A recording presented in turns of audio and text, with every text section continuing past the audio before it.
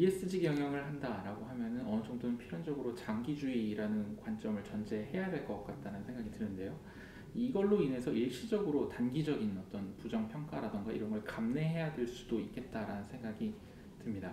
그렇다면은 기업 입장에서는 이런 상황을 어떻게 타개하면 좋을까요?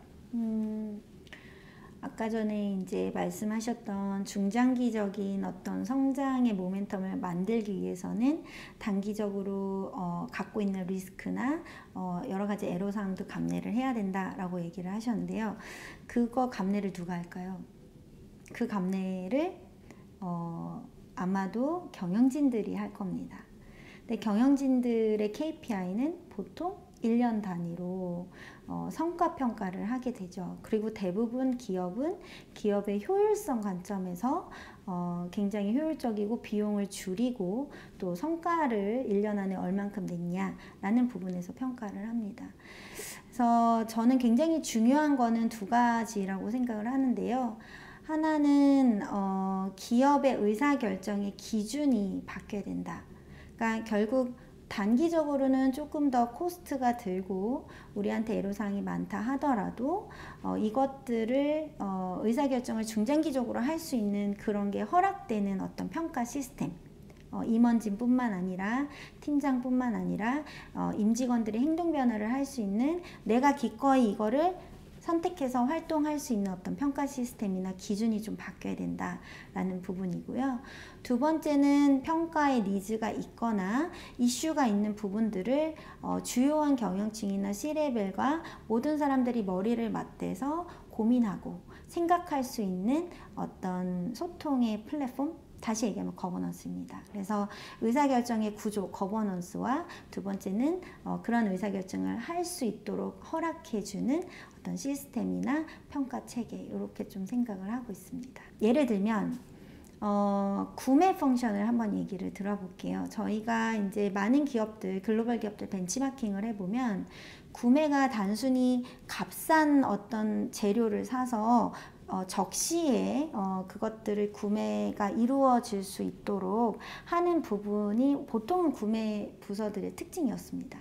그런데 글로벌 기업들 중에 지속가능 경영이라든가 또는 이런 비재무 경영 활동을 탄탄히 해서 시장의 경쟁력으로 연결하고 있는 기업들을 보면 굉장히 이 구매 펑션이 전략적이에요.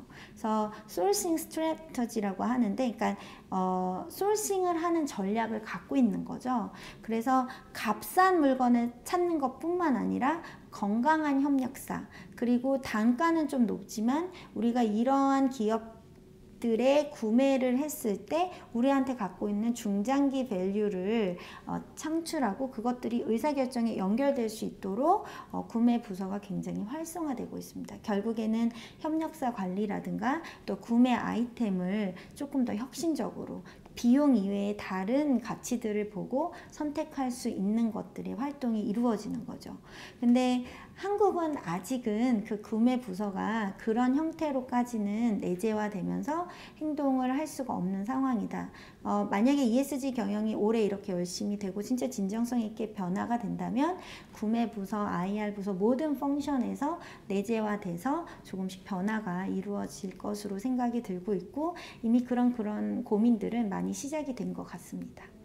기업의 이해관계자를 고려하고 또 그들과 함께하는 것이 ESG라고 설명을 한다면 각 산업별로, 각 기업별로 이해관계자는 모두 다 다를 거라고 생각이 됩니다.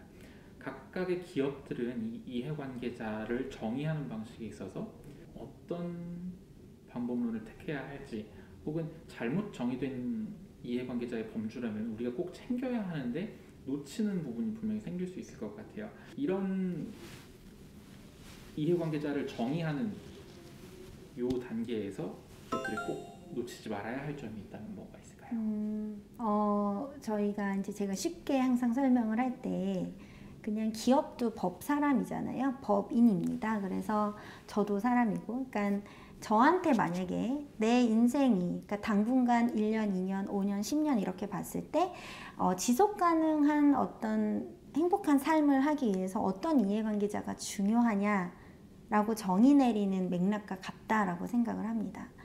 예를 들면 제가 대학생 때 또는 취준생 때, 또는 회사에 갓 들어간 신입일 때, 또는 어느 정도 중간 관리자가 됐을 때, 또는 지금 이렇게 일을 하고 있을 때 저한테 중요한 내가 삶을 건강하게 잘 살아갈 수 있도록 하는 이해관계자들은 그때그때마다 조금씩 달랐을 것 같습니다.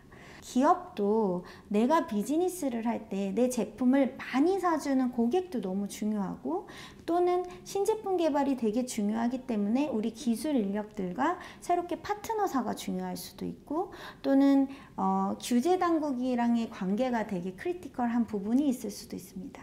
이거는 기업 경영 환경이 매일매일 매년 달라지고 있기 때문에 단기, 중장기의 경영 환경과 그 다음에 기업 경영의 방점, 특히 경영 전략인 거겠죠. 경영 전략에 따라서 이해관계자들은 반드시 달라지게 되어 있습니다. 그래서 그냥 저희가 고객군 리스트라든가 아니면은 이 산업에 관련되어 있는 관련된 관계자들의 리스트, 이게 이해관계자가 아니라 내가 비즈니스를 굉장히 잘 하기 위해서 지금 굉장히 중요한 이해관계자가 누굴까? 고객이라는 이해관계자 안에서도 또 중요한 이해관계자 있고 조금 덜 중요한 이해관계자가 있고요. 내년도에 이해관계자 포트폴리오도 바뀔 수 있습니다. 그런 것처럼 기업이 이해관계자를 정의한다고 했을 때는 선결돼서 생각해야 되는 거는 경영 전략입니다. 내가 비즈니스를 어떻게 할 것인가.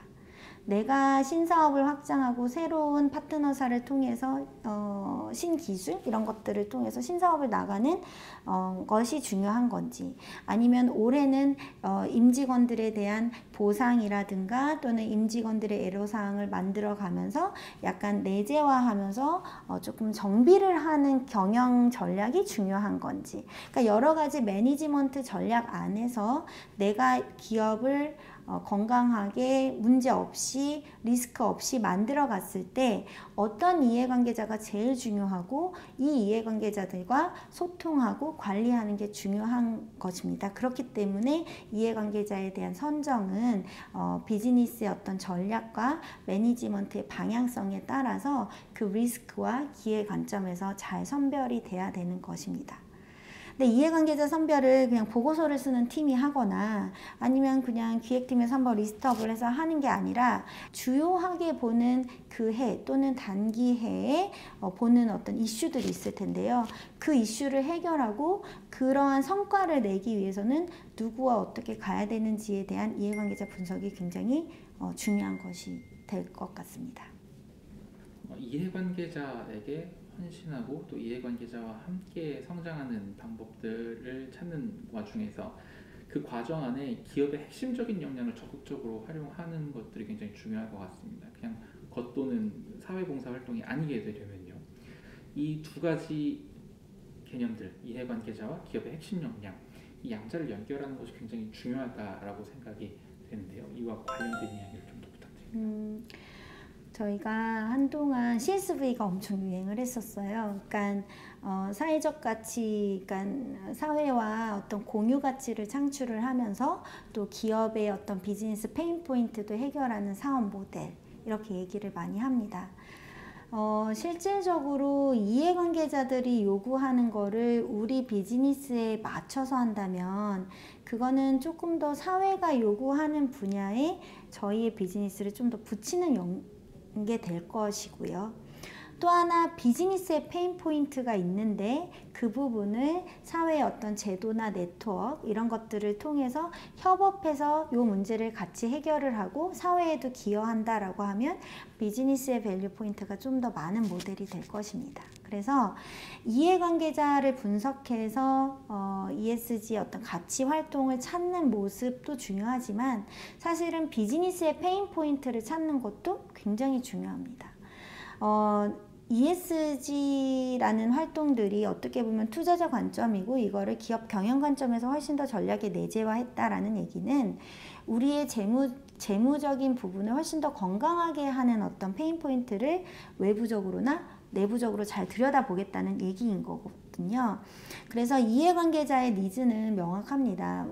정부가 요구하는 부분들, 지역사회에서 요구하는 바라는 부분들, 또는 우리 고객이 요구하는 부분들, 이런 것들은 받아들여서 저희가 함께 해결하는 부분인데, 그것들을 비즈니스의 가치랑 연결을 시킬 때 가장 중요한 건 우리 기업이 내 비즈니스의 페인 포인트를 알고 있냐라는 부분입니다. 근데 생각보다 그런 것들이 영업이나 사업부에서 많이 나오거든요. 근데 그게 연결되는 어떤 플랫폼이나 아이디에이션 할 수 있는 어떤 조직의 그런 의사결정 체계라든가 활동하는 어떤 그런 플랫폼들이 좀 없는 상황이고요. 비즈니스 페인 포인트라고 했을 때 저희가 그 폐기물을 그냥 폐기해버리거나 아니면 신시장을 진출해야 되는데 그런 그 신시장의 네트워크가 없는 경우, 뭐 이런 여러 가지의 비즈니스를 더 잘하기 위해서 또는 효율성을 개선하기 위해서 신시장을 진출하기 위해서 필요한 요인들이 있습니다. 근데 이런 부분들을 이해관계자의 니즈랑 잘 맞춰보면 굉장히 좋은 모델이 나올 수가 있어요. 이해관계자의 매칭이라든가 이런 부분에서 사업 모델을 만들 때는 반드시 우리 비즈니스의 페인 포인트가 잘 정리가 돼야 된다. 그래야지만 이해관계자들의 니즈와 붙여서 훨씬 더 윈윈형 모델을 만들 수 있다. 근데 우리나라 기업 중에 이러한 영업이나 사업 부서 또는 생산에서의 페인 포인트를 이런 사회적 가치를 크리에이션하는 기획 부서랑 잘 맞출 수 있는 그런 팀과 KPI와 그런 펑션이 있는 회사가 얼마나 될까.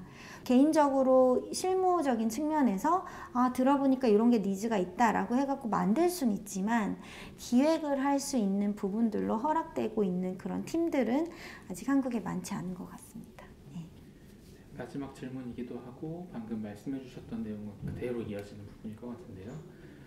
ESG 경영에 있어서 중요한 건 속도나 어떤 양적인 측면이 아니라 깊이와 방향이 굉장히 중요할 거라는 생각이 듭니다. 최근에 기업들의 ESG 대응은 ESG 대응 팀 내지 이런 비슷한 팀을 운영을 하는 방식으로 창설되는 경우가 제일 많은 것 같은데요. 제대로 된 ESG 경영을 위해서 이를 경영 전략에 오롯하게 통합하는 과정, 이런 부분에 대해서의 말씀을 부탁드리겠습니다. 네. ESG 경영을 할 때 팀을 만드는 이유는 기존의 여러 가지 펑션들에서 하고 있는 ESG 활동들을 매니지먼트 단에서 컨트롤하고 그리고 이런 것들을 경영의 성과로 만들어내는 부분이 제일 중요한데 사실은 그런 일들을 하고 있는 부서가 많지 않았습니다. 그래서 한국이 가장 빠르게 대응할 수 있는 게 최고 의사결정을 만들고 그 밑에 약간의 컨트롤하는 통합 조직을 만들어내는 것인데 여기서의 ESG 전략, ESG 기획, ESG 경영 부서들의 전략은 기존에 있는 경영 전략과는 조금 다릅니다. 사실은 내가 이 시장에서 얼마만큼의 매출을 하고 거기에 페인 포인트가 뭐고 어떻게 해결을 할 거고 계속 우리는 성장의 목표를 향해 그 성장이라고 하는 건 숫자인 거죠. 근데 사실 ESG 전략과 총괄하는 부서는 그 숫자를 백업하는 여러 가지의 리스크라든가 아니면 우리의 평판 아니면 지속 가능한 기업 경영을 위해서 체질 개선 활동을 계속하는 부서일 것이고요. 그렇기 때문에 많은 부서들의 실질적인 어떤 그 일들과 업무와 이런 것들이 잘 이렇게 연결이 되게 됩니다. 그래서 매니지먼트 단의 어떤 전략이 될 것이고 이런 부서들은 각 부서들과 좀 긴밀하게 협업을 하거나 아니면 퍼포먼스를 낼 때도 그것들을 ESG 경영 관점에서 함께 지원하고 끌어주고 또는 도움을 받고 이런 유기적인 부분들의 역할을 하게 되는 거죠. 보통 전략하면 브레인 밑에 내리고 밑에 실행하고 이건데 ESG 전략과 총괄하는 팀은 굉장히 민첩하게 밑에 오퍼레이션 부서와도 이야기를 하고 그 이슈들을 가지고 또 탑팀에 리포팅을 하고 또 전체적인 그림을 함께 만들고 그런 굉장히 파트너십 같은 역할을 하는 전략 부서입니다. 그래서 그런 부서들의 역할이 그런 것들이 굉장히 중요하고 그런 것들이 한국 기업한테 아직 익숙하지 않고 있기 때문에 그런 부분에 대한 역량도 반드시 보완이 될 것으로 보여집니다. 네. 여기까지가 저의 생각입니다. 여러분의 생각은 어떠십니까? 당신의 질문을 기다리겠습니다.